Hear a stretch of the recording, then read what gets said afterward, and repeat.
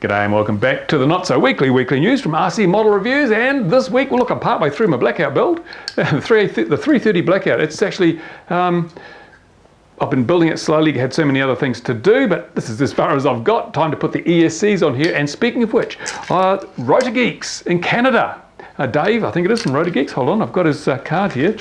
David from Rotor Geekes sent me some ESCs to try out, and these are his own high-performance ESCs that are specifically designed. Well, one of the special features is that they work with high pole count motors with high cell counts, high kV, high pole count, high cell count. Those things that don't usually go together too well, you get a thing called loss of motor sync. So when you open up the throttle, instead of the motors spinning around freely, they go ee and die.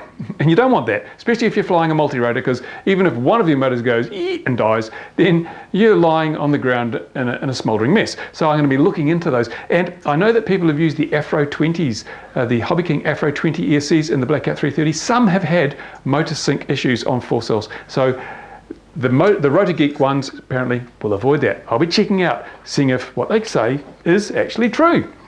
Surveil Zone have sent me the latest Effio-V. Remember I mentioned in my last weekly news that I'd bought an Effio-V to compare to the new one. Well, they sent me the new one to do the comparison with, so I'll be doing that as well. In fact, I've had them on the bench today, comparing the noise figures, the current consumptions, power, and just taking a look at what makes this such a supposedly wonderful camera. I'll tell you, it's got a really powerful little processor in here, so that explains why it does so much good stuff with video. So we'll get some video samples up there and go into the technical details and compare the two, and compare them both to the Sony Superhead 600 TV line wide dynamic range camera that everybody loves and uses. Is it worth the extra money? And if you're going to use it on a UHF system, will it compromise your range? You'll find out pretty soon on RC Model Reviews.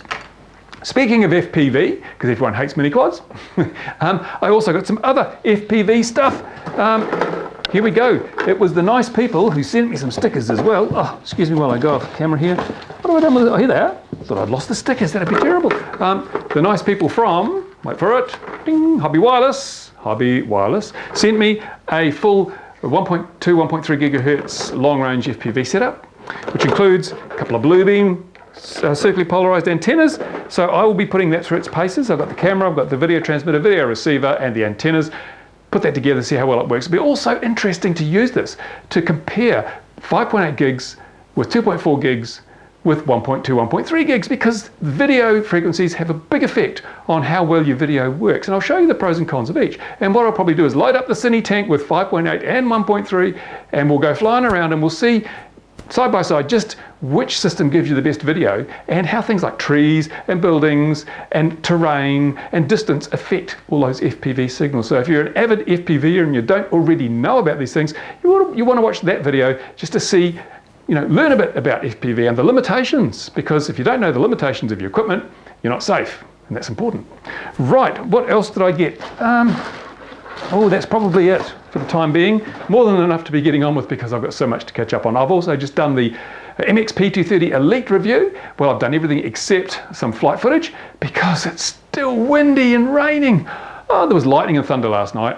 That sort of put the kibosh on getting any video done last night. So I'm still just waiting on the damn weather. Hopefully the summer will arrive in a big rush and we'll be going. This weekend, forecast is for good weather. So I'll try and do my best to get all that flight video stuff. I've got to do the extra flight videos for the EFX Racer, extra flight videos for the HobbyKing Eagle EPP sort of machine. That's really nice.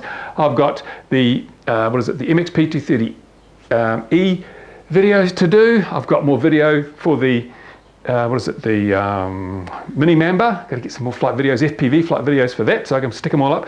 And also, I've got some flight videos to record on the 7-inch LCD screen with diversity that I've got part 1 of, but I'll do part 2 when I can record some video from all this FPV action that will be going on, hopefully on the weekend. So next week, look out for a whole lot of videos relating to that sort of thing. In the meantime, of course, got a heap of other stuff to be getting on with. And while I'm doing this, remember that I'm spending quite a bit of every day working on my sense and avoid system as well, trying to get that to the point where hopefully we can use it to save a few lives and make the whole aviation and unmanned aviation business a whole lot safer. So we're fighting a lot of uphill hurdles not with technology, not with the science, not with the physics, but with the people. We're just still fighting bureaucratic battles. It's still a nightmare. So if I'd invested as much time in the technology as I've invested in fighting the bureaucrats, I'd be finished by now, but never mind. we'll be keeping onwards and upwards, see what we can do. So thank you for watching, and I did ask a while ago if anyone wanted to gift some money to the coffers. Some people did. I thank you very much. I will endeavour to get through and thank you all individually, but the problem is that my email box is, listen to this, probably another support call. One moment, please. There you go. Believe it or not, that was actually a phone call from somewhere in Europe. I forget actually where it was, but Chappie had some problem with his FPV gear, so he gave me a call. People do actually. I get calls all hours of the night and day. I don't think some people realise there's a time zone difference between New Zealand and the rest of the world. I get woken up in the middle of the night with phone calls. I was at a dinner the other night with Lions dinner, and my phone went, and it was someone from where were they? California, I think. So it's amazing. But that's what I do. That's what I do. That's the reason I'm here. That's the reason I make these videos, so that people who need a bit of help get some help, either by watching these, or you can call me, you can email me. I do my best to give you a hand, and I don't charge anyone a penny. So that's why, again, I thank those people that gifted me a bit of money through the PayPal thing. It really, really comes in handy. It helps, provide the products to review and enable me to do this sort of thing. Brilliant. But remember, if you do give something, you don't get a guarantee of anything back. I do it anyway. There you go. Right, time to get on with getting on.